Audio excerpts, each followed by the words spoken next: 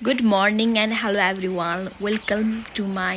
channel back आज चाहिँ मैले खतरै के गर्न लाग्छ मलाई पनि थाहा छैन राम्रोसँग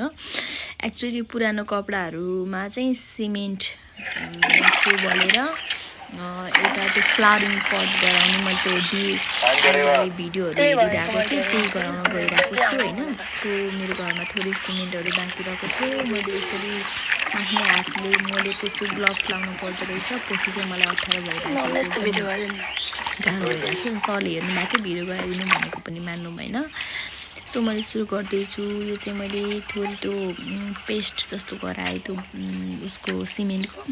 अनि कपडालाई चाहिँ यसरी भिजाउँदैछु अनि मम्मीले चाहिँ भिडियो गरिदिनु भएको छ मेरो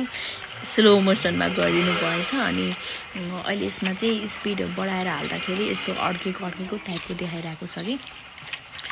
अनि घरि चाहिँ बाक्लो हुने घरि पातलो हुने भन्ने क्रम चाहिँ जारी नै छ यसरी चाहिँ पानीमा मैले यो कपडाहरू भिजाएँ तर कस्तो मेरो अनुभव चाहिँ के रह्यो भन्दा अलिक बाक्लो कपडा गर्मीको भन्दा पनि जाडोको उलन कपडाहरू बाक्लो कपडाले चाहिँ राम्रोसँग त्यो एब्जर्ब गर्दो रहेछ र अलिकता दह्रो बन्दो रहेछ मैले चाहिँ दुईवटा बाक्लो कपडाको युज गरेको थिएँ राम्रो बनेको छ दुईवटा चाहिँ यो सरको र मेरो बाबुको त्यो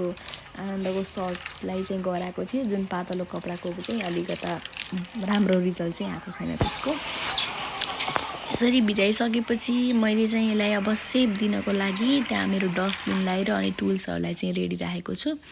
हेर्न सक्नुहुन्छ यो डस्टबिनमा चाहिँ मैले एउटा राखिसकेको छु अनि अर्को यो सर्ट लिएको छु सर्टलाई चाहिँ मैले त्यो बाउला र कलरको भाग चाहिँ अलिकता बाक्लो पनि अनि अलि सेपमा नआएको अलि राख्न गाह्रो भएको कारणले गर्दाखेरि मैले त्यसलाई बाउला र कलरको भाग चाहिँ थोरै काटिदिएको छु मिलाएर काटिसकेपछि त्यसले अलिकता सेपमा पनि राम्रो देखिएला र धेरै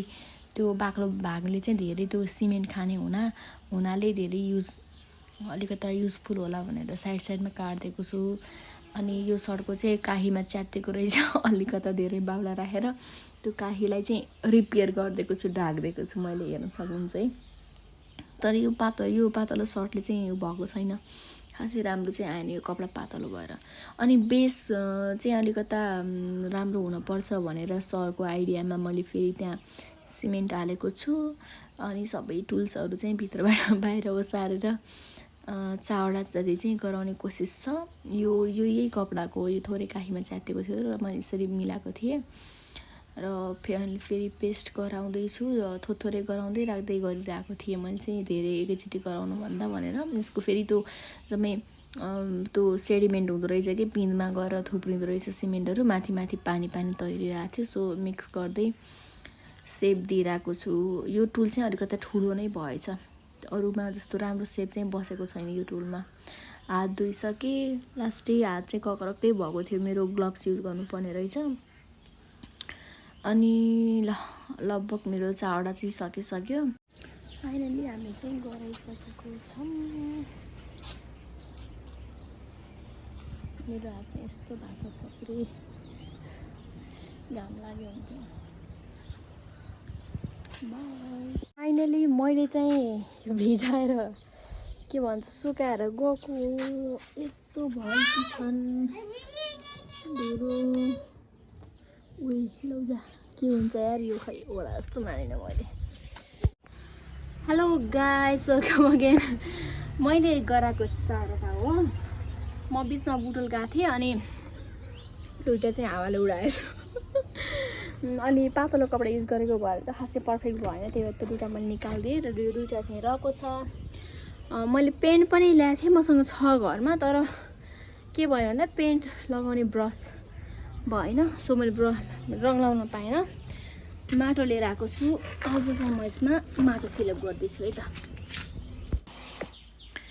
माटो चाहिँ कस्तो डल्लो परेको रहेछ मैले यो हैसाले के गरेको होली भन्नु होला यो हैसाको साइडबाट चाहिँ मैले त माटोको डल्लोलाई फुटालेको है र मैले यस्तो खालको फुल लिएर आएको छु होइन यस्तो खालको लगाउन जाँदैछु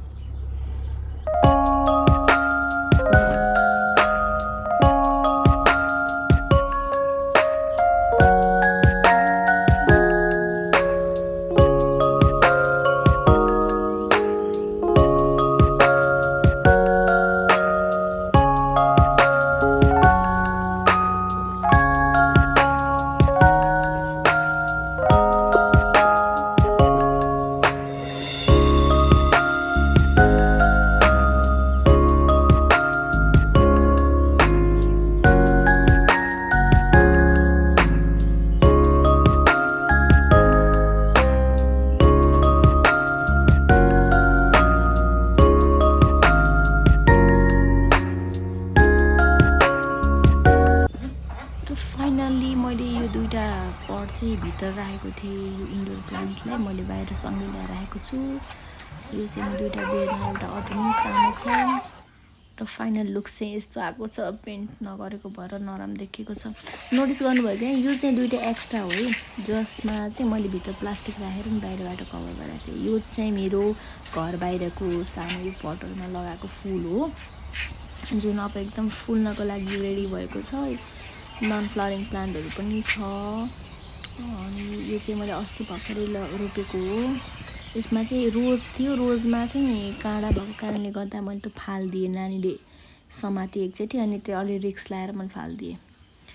यो चाहिँ मेरो बाहिरको प्लान्टहरू हो यो चाहिँ मेरो final look thank you for watching